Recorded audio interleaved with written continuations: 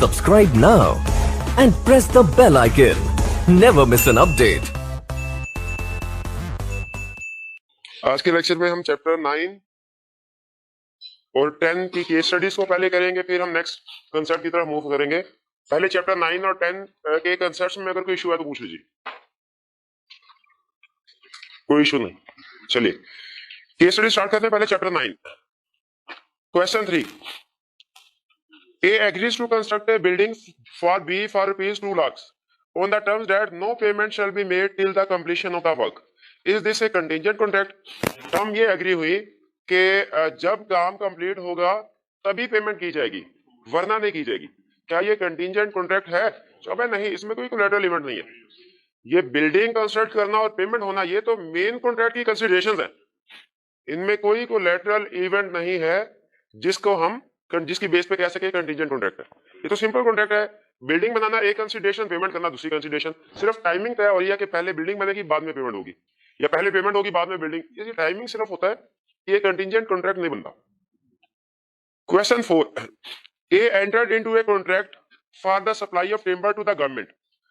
One of the terms of the contract was that the timber would be rejected if it is not approved by superintendent of the gun carriage factory for which the timber was required. Condition ये थी कि जो भी जिसके लिए timber खरीदा जा रहा है वो प्रूव करेगा, फिर पेमेंट की जाएगी, वरना नहीं। The timber supplied was rejected. Timber जो है उसे रिजेक्ट कर दिया गया था. A filed a suit for breach of contract. Will he succeed? नहीं, क्योंकि ये कंटिंजेंट कॉन्ट्रैक्ट था और कंडीशन थी अप्रूवल। तो चूंकि वो जो कोलैटरल इवेंट है, अप्रूवल वो नहीं हुआ, कॉन्ट्रैक्ट भी इन्फोर्सेबल नहीं है, contract wide. Question 5। Asim agreed to construct a bungalow for Ali at a cost of rupees 50 million. However, it was agreed that payment would only be made on completion of the project. Is this a contingent contract under the contract act? नहीं, ये contingent contract नहीं है, ये simple consideration है। Give reason. Also list the requisite characteristics of a contingent contract. Contingent contract के requirements क्या है, requisites क्या है? 3. Dependent on a future event, collateral event, uncertain event. Question 6. Different situations हैं, हर एक के बारे में पूछ रहा है कि बताइए इन्फोर्सेबल बाय लॉ होगा कि नहीं। A agrees to pay B rupees 50,000 if he proves that two straight lines can enclose a space. Impossible है, टू स्ट्रेट लाइन कभी भी आपस में नहीं मिल सकते। तो ये कंटिंजेंट कॉन्ट्रैक्ट नहीं, बल्कि ये कॉन्ट्रैक्ट वाइड है। हमने पढ़ा था ना third contract rules of performance में, contracts contingent on a impossible event are void. Second, A agrees to construct a building for B for rupees 1 million, 10 million on the condition that the payment will be made on completion of building. ये भी contingent contract नहीं है, वही example 2-3 दफा आ गई। Next, A agrees to sell his house to B for rupees 100,000 if his father does not return within 2 years from United States of America. जी बताइए, क्या enforceable by law है? अच्छा, कब इन्फोर्सेबल होगा? रूल ऑफ परफॉर्मेंस क्या है? ये है contract to do, contract to do. If जो कंटिंजेंट इवेंट है वो हैपन नहीं होता on non happening of event and time is specified, तो ये कॉन्ट्रैक्ट कब इन्फोर्सेबल होगा? जब इवेंट हैपन नहीं होता विद इन स्पेसिफाइड टाइम और इवेंट बिकम्स इम्पॉसिबल। हाँ, फादर की डेथ होती है तो उस सूरत में इम्पॉसिबल हो जाएगा, तो ये इन्फोर्सेबल है। तो ये यस, ये कंटिंजेंट कॉन्ट्रैक्ट है। 4. A agrees to pay rupees 2,000 to B if B marries C. B marries D, but after a month D dies and B marries C. ये वो नेक्स्ट कंडीशन कौन सा? Based on conduct of a future conduct of a person and a person does something which makes it impossible, ठीक है, to fulfil condition within definite time. ये वो वाली condition है। अब देखे एट द एंड तो उसने कंडीशन मीट कर ली, लेकिन ये कॉन्ट्रैक्ट उस वक्त वॉइड हो गया था जब B मैरिज D, जब B ने D से मैरिज की। क्लियर हो गई? Next, question 8. A agrees to pay B a sum of money if a certain ship does not return. Time specify नहीं किया। ये कॉन्ट्रैक्ट कब इन्फोर्सेबल है? जब इवेंट इम्पॉसिबल हो जाएगा। The ship sunk, A refuses to pay, A refuses to pay, advise B. क्या B enforce करवा सकता है? बिल्कुल करवा सकता है, क्योंकि वो इवेंट इम्पॉसिबल हो। Question 9. A contracts to pay B a certain sum of money when B marries C. C dies without being married to B. Is the contract valid and enforceable? अब B कह रहा है भाई मेरा तो कोई कसूर नहीं है, मैं तो तैयार हूं, क्या उसको पेमेंट मिल जाएगी?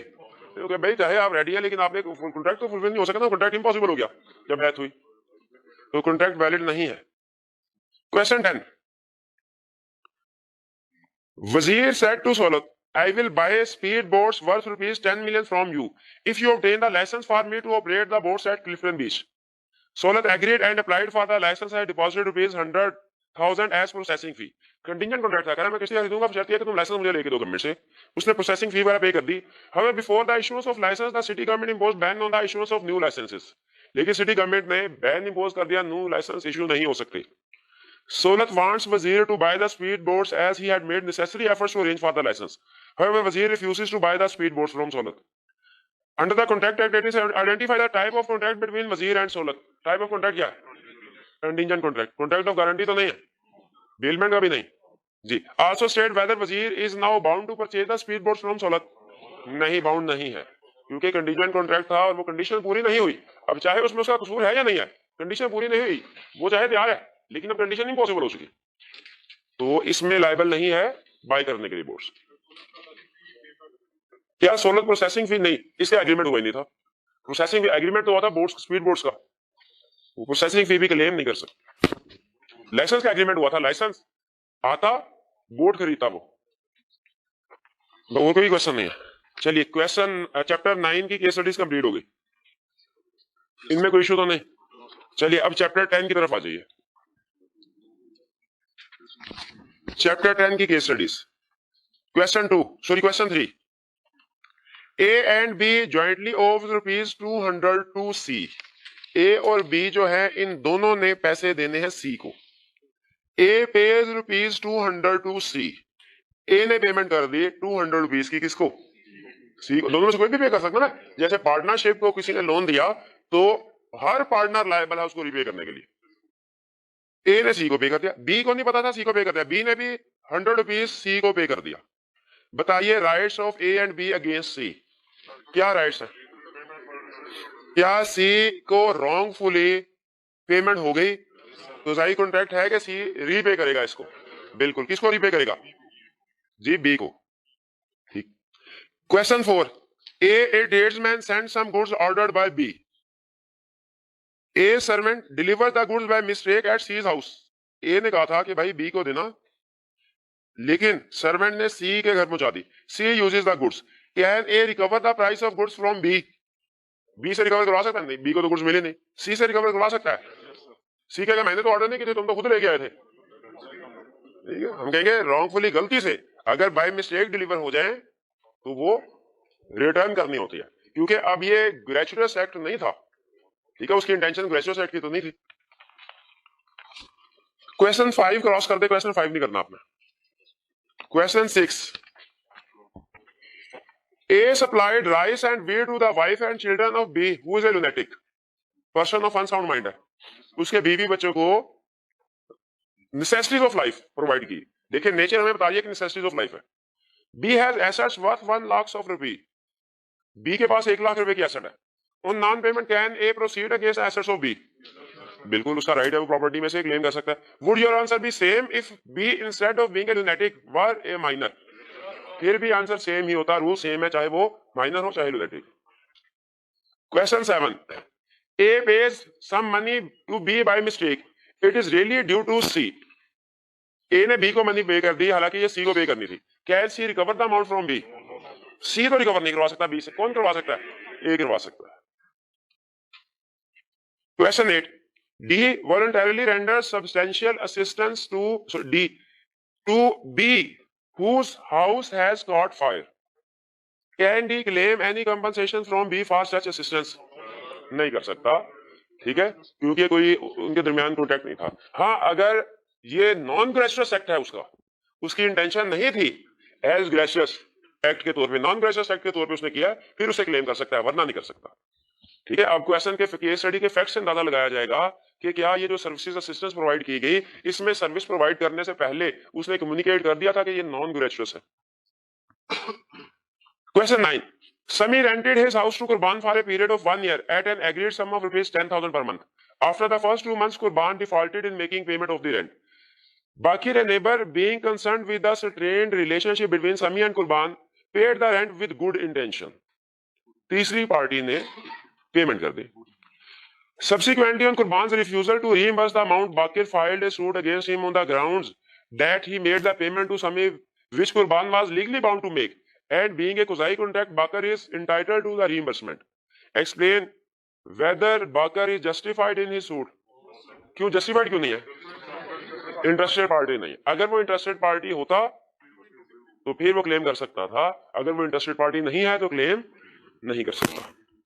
क्वेश्चन में बेहतर ये है कि क्वेश्चन में खुद डिसीजन करने के बजाय कि वो इंटरेस्टेड पार्टी है या नहीं है, हम इफ के साथ क्वेश्चन को सॉल्व करें कि अगर वो इंटरेस्टेड पार्टी नहीं है तो फिर ये क्लेम नहीं कर सकता, अगर वो इंटरेस्टेड पार्टी है तो क्लेम कर सकता है। ठीक है, वैसे क्वेश्चन के फैक्ट से हमें ज्यादा चांस ये लग रहा है कि वो इंटरेस्टेड पार्टी नहीं है। Question 10, under certain special conditions, obligations resembling those created by a contract are imposed by law, although the parties have never entered into a contract. In view of the provisions of the Contract Act 1872, describe the conditions which must be fulfilled for claiming the amount in each of the following case. कह रहा बताइए कौन सी condition है जो fulfil होनी चाहिए इन situation में अमाउंट क्लेम करने के लिए। पहला, Bakir supplied a jacket to Sultan in order to save him from cold weather. Sultan, who was a minor, agreed to pay rupees 2000 for the jacket, although its market price was rupees 1500. Ji minor को necessities of life provide की जा रही है, necessities of life है, क्या recover करवा सकता है? माइनर को पे कर रहा है, नेसेसिटीज ऑफ लाइफ है, करवा सकता है, लेकिन कौन सी प्राइस? रीजनेबल, जो कि 1500 है। Second, Ruhi who paid the electricity bill of Solat without being asked is now demanding payment from Solat. जी क्या कर सकते हैं पेमेंट? कंडीशन बताइए, अगर वो इंटरेस्टेड पार्टी है और लीगली बाइंडिंग था इलेक्ट्रिसिटी की पेमेंट करना, फिर कर सकता है, वरना नहीं।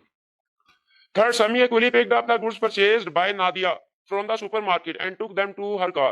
Nadia did not object it. Sami demanded service charges from Nadia.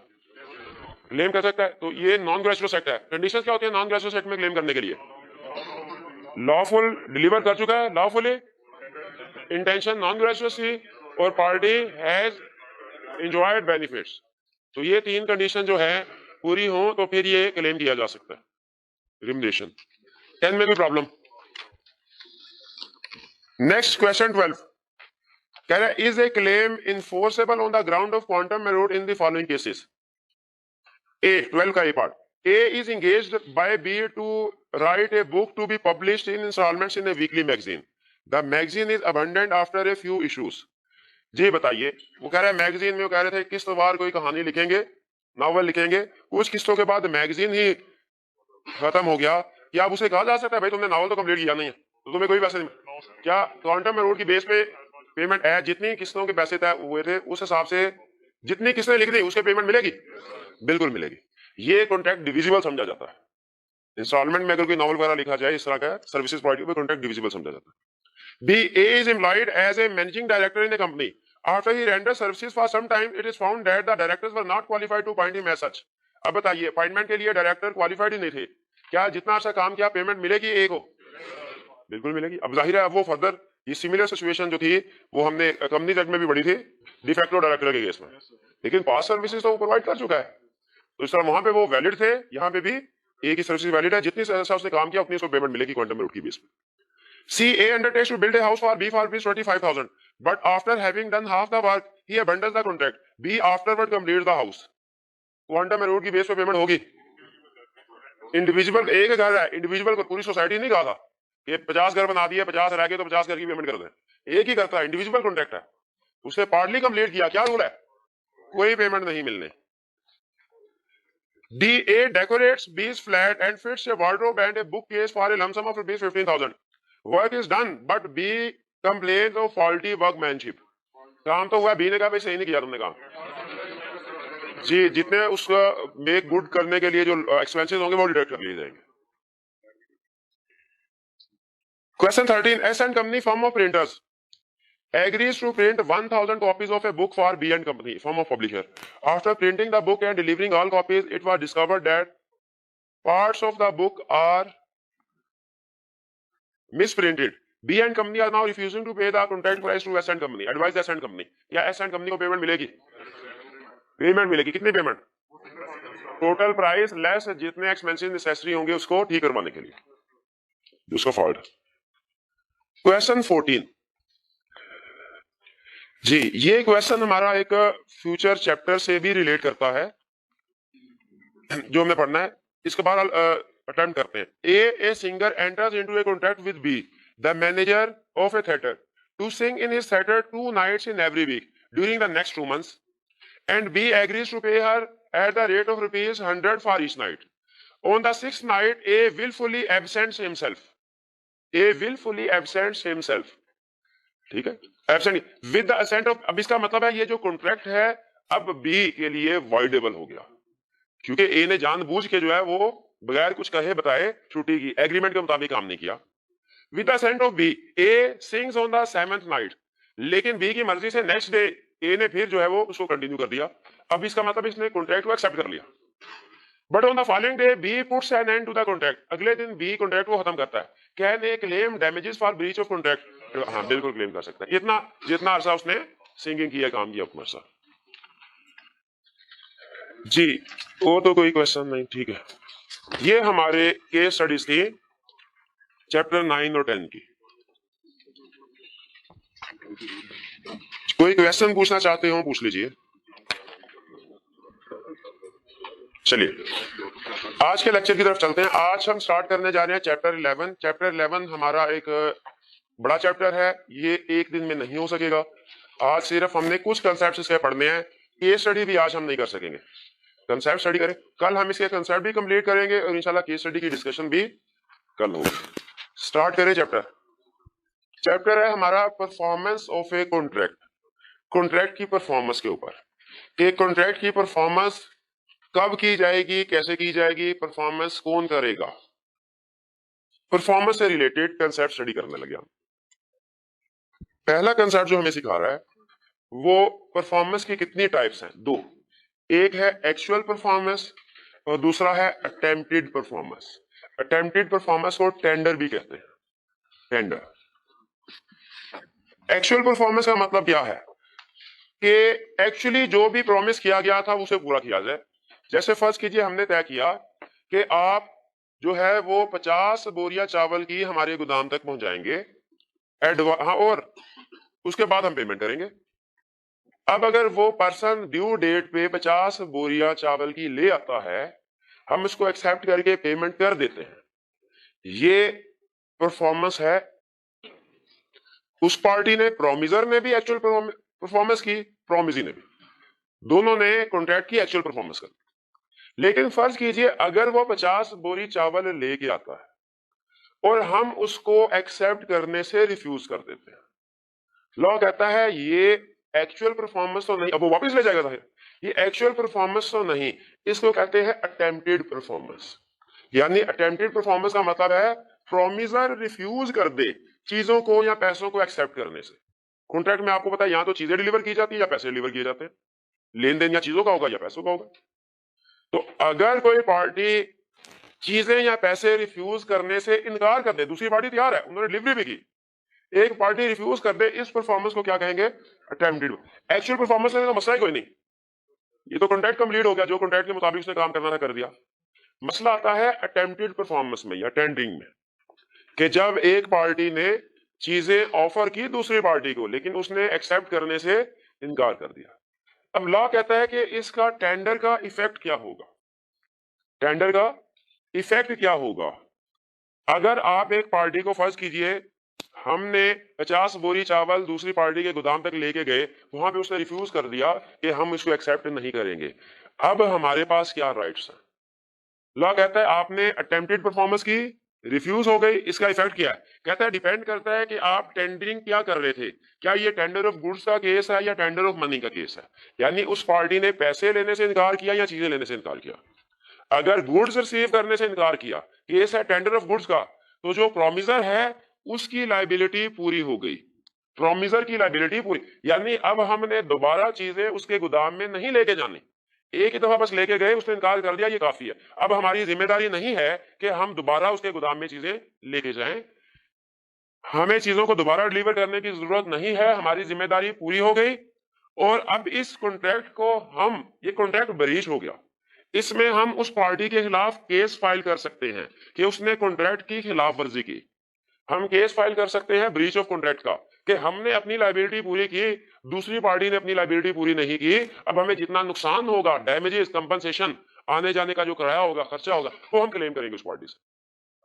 Tender of goods का केस है तो क्या रूल है, हमारी लायबिलिटी पूरी हो गई, discharge, promisor discharge from liability, दोबारा चीजें डिलीवर करने की जरूरत नहीं है, और हमारे पास कोर्स ऑफ एक्शन क्या है, सू कर सकते हैं for breach of contract. Breach of contract का केस होगा, breach of contract general word है, ये कॉन्ट्रैक्ट की खिलाफवर्जी की गई, इसमें हम उन्हें कहेंगे कि हमें कंपनसेशन लेके दीजिए हमारा जितना खर्चा होगा।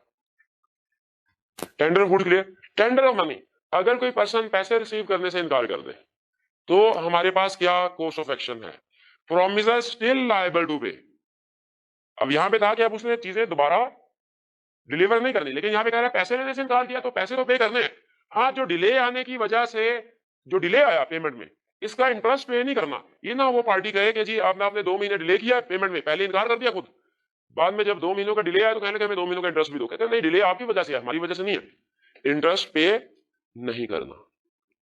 फर्क समझ आया दोनों में? परफॉर्मेंस की कितनी टाइप्स हैं? 2, actual, attempted.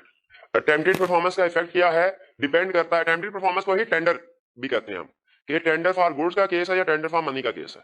Tender for good का केस है तो हमारी लायबिलिटी डिस्चार्ज हो गई, हमने दोबारा गुड्स को डिलीवर नहीं करना, केस केस फाइल कर सकते हैं फॉर ब्रीच ऑफ कॉन्ट्रैक्ट, जिसमें हम कंपनसेशन क्लेम करेंगे। टेंडर ऑफ मनी का केस है, प्रोमिसर स्टिल लायबल टू पे, लेकिन डिले की वजह से इंटरेस्ट पे नहीं करना।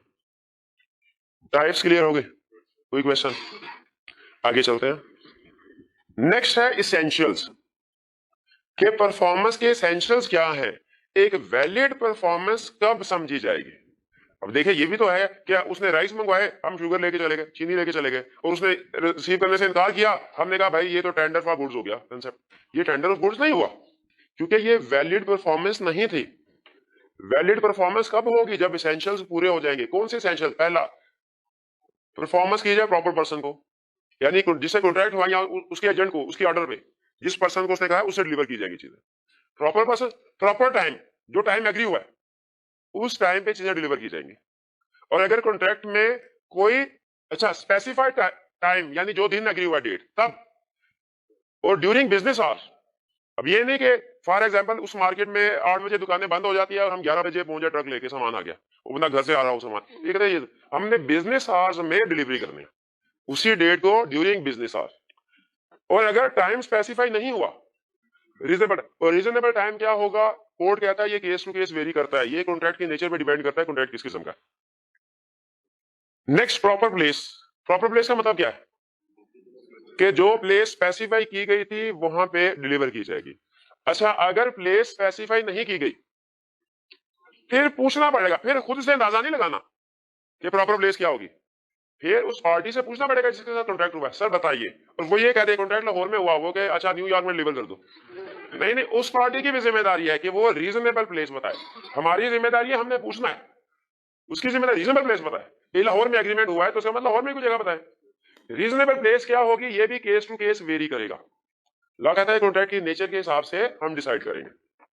तो अगर कॉन्ट्रैक्ट में टाइम स्पेसिफाइड है तो डिलीवरी परफॉर्मेंस अब होनी चाहिए specified time during business our.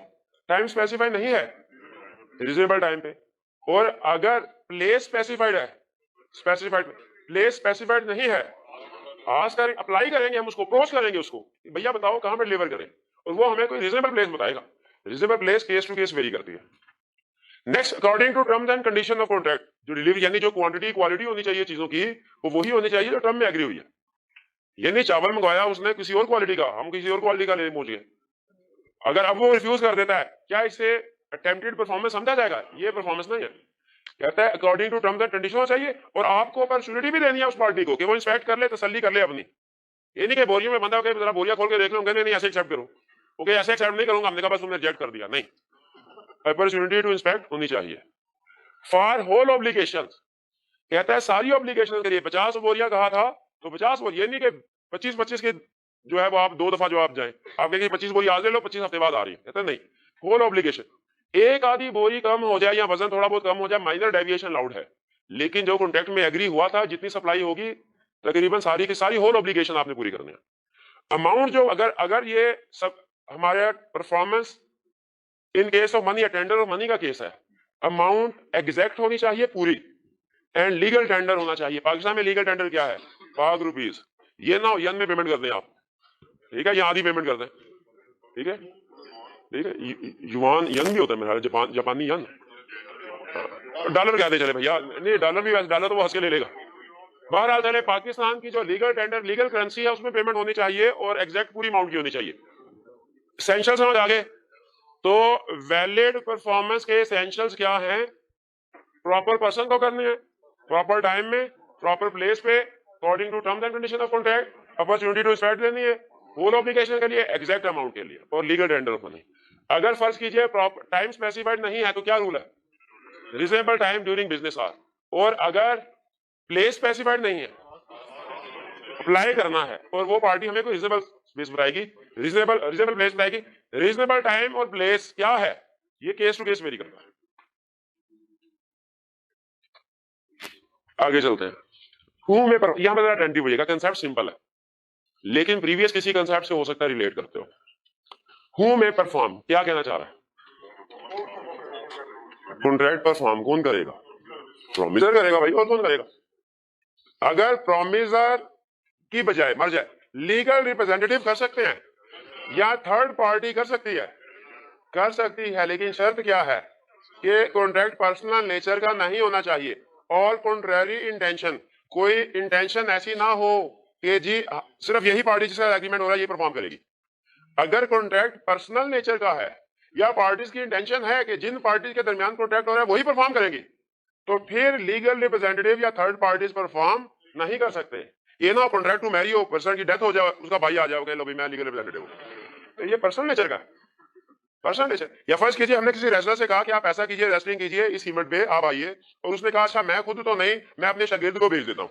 अब यहाँ पे एग्रीमेंट में अगर इंटेंशन क्लियरली कह रही है कि हम उसी पर्सन जो है उसको एंगेज करना चाह रहे हैं, तो उसकी जगह पे कोई थर्ड पार्टी नहीं आ सकती। तो परफॉर्म कौन करेगा? प्रोमिसर। प्रोमिसर के अलावा और कौन कर सकता है? लीगल रिप्रेजेंटेटिव या थर्ड पार्टी। लेकिन किन केसेस में लीगल रिप्रेजेंटेटिव या थर्ड पार्टी कॉन्ट्रैक्ट परफॉर्म नहीं कर सकते? अगर वो पर्सनल नेचर का हो, कॉन्ट्रैरी इंटेंशन में। अगर जॉइंट प्रोमिसर का केस हो, जॉइंट प्रोमिसर कौन होते हैं? अच्छा, एक है प्रोमिसर, एक है प्रोमिसी। फर्ज कीजिए ए ने बी को पैसे देने हैं। ए कौन है? बी कौन?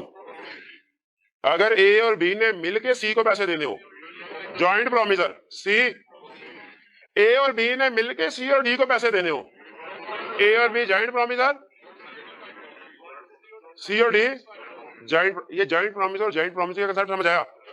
एक तरह से पार्टनरशिप में जितने भी पार्टनर पार्टनरशिप के साथ एग्रीमेंट करें, हमने पार्टनरशिप को पैसे देने हैं तो वो जॉइंट प्रोमिसर हो जाएंगे। अगर पार्टनरशिप ने हमें पैसे देने हैं, जॉइंट प्रोमिसर हो जाएंगे। पार्टनरशिप वाला कंसेप्ट भी अप्लाई कर सकते हैं, एक और कंसेप्ट भी अप्लाई कर सकते हैं, क्या? को श्योरिटी वाला। और को श्योरिटी वाला ज्यादा शायद आपको इस कंसेप्ट से रिलेट होता नजर आएगा। को श्योरिटी में, अच्छा पहले तो बताइए को श्योरिटी में कंसेप्ट क्या था? अगर एक से ज्यादा श्योरिटी हैं और प्रिंसिपल डेटर डिफॉल्ट करता है, क्रेडिटर किससे पेमेंट ले सकता है? ए बी सी डी, चार को श्योरिटीज, किसी से भी ले सकता है जो हथे चढ़ जाए उससे पैसे ले। अच्छा, जो हथे चढ़ा उससे पैसे ले लिए मिस्टर ए से फॉर एग्जांपल। अब मिस्टर ए का क्या राइट है? उसने अपने शेयर से जितना ज्यादा दिया है, क्योंकि कंट्रीब्यूट इक्वली करते हैं, बी सब्जेक्ट टू मैक्सिमम। अगर सब्जेक्ट टू मैक्सिमम नहीं है, यहाँ पे मैक्सिमम वाला रूल नहीं है, बी इक्वली, तो वो बाकियों से क्लेम करवाए। अगर क्रेडिटर किसी एक को रिलीज कर दे, सी को कहा सी तेरे से पैसे नहीं लूंगा मैं, ए से लिए पैसे। अब बताइए, हाँ अब क्रेडिटर ने सी को रिलीज किया, सी से क्रेडिटर पैसे नहीं लेगा, लेकिन सी लायबल टू कंट्रीब्यूट है टुवर्ड ए। और अगर इनमें से कोई बैंकरप्ट हो जाए, डी बैंकरप्ट हो गया, ए बी सी बिल्कुल ठीक है, डी बैंकरप्ट हो गया, अब बताइए जो उसके बैंकरप्ट होने की वजह से नुकसान हुआ वो किसका हुआ? क्या वो क्रेडिटर का हुआ? किसका हुआ? वो को श्योरिटी। जितना भी नुकसान हुआ को श्योरिटी को इक्वली डिस्ट्रीब्यूट होना करे। सिमिलर कंसेप्ट अप्लाई होता है यहाँ पे जॉइंट प्रोमिसर के केस में। यहाँ पे co surety is equal to joint promisor है। को श्योरिटी प्रोमिसर है ना, क्रेडिटर को प्रॉमिस करते हैं भैया डेटर तुम्हारे पैसे दे देगा वरना हम देंगे, तो अगर आप इस जॉइंट प्रोमिसर वाले कंसेप्ट को को श्योरिटी के साथ रिलेट कर दें तो आपको नया कंसेप्ट कोई नहीं सीखना पड़ेगा, उसी कंसेप्ट को रिवाइज कर ले, वही यहां पे रूल अप्लाई होगा। और अगर आपने ये को श्योरिटी वाला चैप्टर नहीं पढ़ा हुआ या ऑप्शन पे छोड़ दिया है तो फिर आपको वही कंसेप्ट यहाँ पे दोबारा पढ़ना पड़ेगा। फर्क सिर्फ यह है, यहाँ पे लफ्ज को श्योरिटी यूज नहीं करेगा, क्या यूज करेगा? Joint promisor. भी बात समझ आई? को श्योरिटी भी जॉइंट प्रोमिसर होते हैं ना। क्लियर होगी ये बात? आगे चलते हैं। ये तो था हु में परफॉर्म, ये है हु में डिमांड परफॉर्मेंस। कौन परफॉर्मेंस डिमांड कर सकता है? प्रोमिसी या उसका लीगल रिप्रेजेंटेटिव। किन केसेस में लीगल रिप्रेजेंटेटिव परफॉर्मेंस डिमांड नहीं कर सकता? पर्सनल नेचर हो या contrary intention. Third party promise को डिमांड कर सकती है कोई? थर्ड पार्टी कहेगा भैया तुम्हारा जिक्र ही नहीं था कॉन्ट्रैक्ट में, कहीं तुम तो पार्टी नहीं थे कॉन्ट्रैक्ट में, तुम कहां से आ गए हो? अगर वो बेनिफिशियरी वगैरह हो। लेकिन हमने तो कंसेप्ट पढ़ा था कि थर्ड पार्टी कोई भी हो कॉन्ट्रैक्ट को इन्फोर्स नहीं करवा सकती। प्रीविटी ऑफ कॉन्ट्रैक्ट था तो नहीं करवा सकती। अच्छा एक्सेप्शन भी थे। अच्छा बताइए जरा किसको एक्सेप्शन याद है? हाथ उठाइए। प्रीविटी ऑफ कॉन्ट्रैक्ट की 50 रुपए का इनाम दूंगा जो मुझे एक्सेप्शन सुनाएगा। नहीं नहीं पीछे ना ना ना ना ना ना पीछे नहीं देखना। Exception privity of contract 4 exception थी, 3 सुना दे। हाँ प्रिंसिपल एजेंट, जो एजेंट का कॉन्ट्रैक्ट है वो प्रिंसिपल इन्फोर्स करवा सकता है। पहली एक्सेप्शन शाबाश। असाइनी ऑफ कॉन्ट्रैक्ट जैसे इंश्योरेंस कंपनी में हमने कहा था जिनके बेनिफिट। और तीसरा हाँ फैमिली सेटलमेंट, शाबाश फैमिली सेटलमेंट। फोर्थ भी बता दीजिए। ट्रस्ट और शाबाश, ट्रस्ट और बेनिफिशियरी वाला, ये भाई तक में चाहिए जी शाबाश। तो ये third parties normally demand performance demand नहीं कर सकती, डिमांड नहीं कर सकती। लेकिन जो हमने 4 एक्सेप्शंस पढ़ी थी प्रीविटी ऑफ कॉन्ट्रैक्ट में, वो लोग वो थर्ड पार्टीज डिमांड कर सकते हैं, इनके अलावा कोई नहीं डिमांड कर सकता। फिर अगर प्रोमिसर हैं तो वो सारे के सारे डिमांड कर सकते हैं। प्रोमिसर जो है वो डिमांड कर सकते हैं, ये प्रोमिसी है। प्रोमिसी ये भाई है, ये प्रोमिसर नहीं है, प्रोमिस जी डेफिनेट कोई बात नहीं। असल में मैं वो लिखता हूं ना तो शायद पढ़ने में प्रॉब्लम होती होगी। ऑल जॉइंट प्रोमिसेस, यानी अब जरा नोट कीजिए फर्क। जॉइंट प्रोमिस में जॉइंट प्रोमिसर भी होते हैं, जॉइंट प्रोमिसी भी होते हैं। जब परफॉर्मेंस डिमांड करनी है तो सारे प्रोमिसेस मिल के डिमांड करेंगे। यानी ए और बी ने पैसे देने हैं सी और डी को, जरा कंसेप्ट समझिएगा। ए और बी ने पैसे किसको देने हैं? पैसे लेने के लिए आएंगे, सी और डी इकट्ठे आएंगे। सिर्फ सी डिमांड नहीं कर सकता मुझे पैसे दो, प्रोमिस इकट्ठे क्लेम करेंगे। लेकिन जब जिससे पैसे लेने होंगे वो किसी एक से भी ले सकते हैं। यहां पे देखिए एनी ऑफ हु में perform, any of joint promisor, जिन्होंने वादा किया उनमें से कोई एक भी वो भी परफॉर्म करेगा, अकेला भी। लेकिन हु में डिमांड परफॉर्मेंस, इसमें जितने भी प्रोमिसी हैं वो सारे के सारे मिलकर डिमांड करेंगे। सिंगल प्रोमिसी चुपके से जाके नहीं कह सकता भाई मुझे पेमेंट कर दो। ये फर्क समझ आया? एनी ऑफ जॉइंट प्रोमिसर और ऑल ऑफ जॉइंट प्रोमिसेस में यही कंसेप्ट को समझ आया, दोनों में क्या फर्क है? चलिए तो ये है हमारे कंसेप्ट्स के हु में परफॉर्म और हु में डिमांड परफॉर्मेंस। प्रॉब्लम तो नहीं इसमें, कंसेप्ट सिंपल था। छोटा सा कंसेप्ट और है, ये भी स्टडी कर लेते हैं। नहीं भैया अभी 10 मिनट पड़े हुए हैं, टाइम था नहीं sir. Consequences of non performance, अगर कॉन्ट्रैक्ट परफॉर्म ना करे तो क्या होगा? कॉन्ट्रैक्ट परफॉर्म ना, क़यामत आ जाएगी? कोई क़यामत नहीं आएगी। तो क्या होगा ये पढ़ते हैं। कहता है ये डिपेंड करता है टाइम एसेंस था कॉन्ट्रैक्ट का या नहीं था। एसेंस का मतलब है अहम चीज। पहले हम एग्री कर लें, दर्जी को कपड़े दिए, उसे कहा भाई कपड़े कब दोगे? उसने कहा चांद रात को। फिर उसके बाद गए, उसने कहा नहीं सर 3-4 दिन और लग जाएंगे। बताइए इस कॉन्ट्रैक्ट में टाइम एसेंस है कि नहीं है? है। कुछ कॉन्ट्रैक्ट में टाइम एसेंस है, कुछ में नहीं होता। ठीक है। अच्छा अब सुनिए, सबसे आपके कॉन्सिक्वेंसेस डिपेंड करते हैं कि टाइम एसेंस है या नहीं है। तो पहले तो हमें यह पता होना चाहिए टाइम कब एसेंस होता है। कहता है अगर पार्टी ने आपस में एग्री किया हो कि इस कॉन्ट्रैक्ट में टाइम एसेंस है, इस डेट में डिलीवरी होना जरूरी है, डेट मेंशन कर दी और साथ में टाइम कह दिया एसेंस है, तो फिर टाइम एसेंस समझा जाएगा।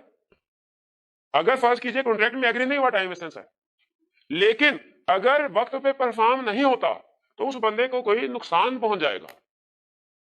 ठीक है, पेशेंट का डॉक्टर के साथ एग्रीमेंट हुआ, 10 तारीख को ऑपरेशन होगा, अगर 10 तारीख को ना हुआ तो पेशेंट की जिंदगी को खतरा लाहिक है।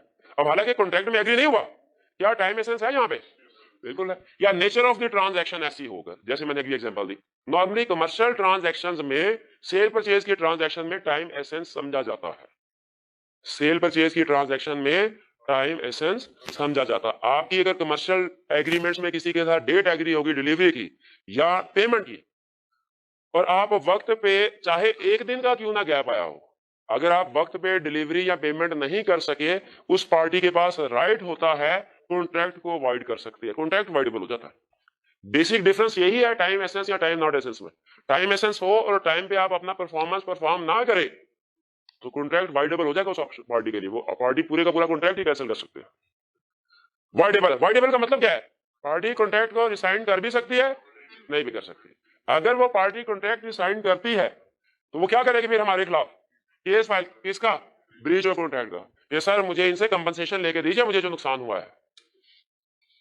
और अगर वो पार्टी एक्सेप्ट कर लेती है डिलीवरी, एक्सेप्ट कर, हमने जिस दिन एग्री किया था टाइम एसेंस 2 दिन बाद गए, उन्हें एक्सेप्ट कर लिया, अब कॉन्ट्रैक्ट वाइडेबल नहीं रहा, डिलीवरी एक्सेप्ट कर ली, लेकिन उस पार्टी के पास राइट है कि 2 दिन डिले की वजह से उसका जितना नुकसान हुआ वो हमसे रिकवर करवा सकते हैं।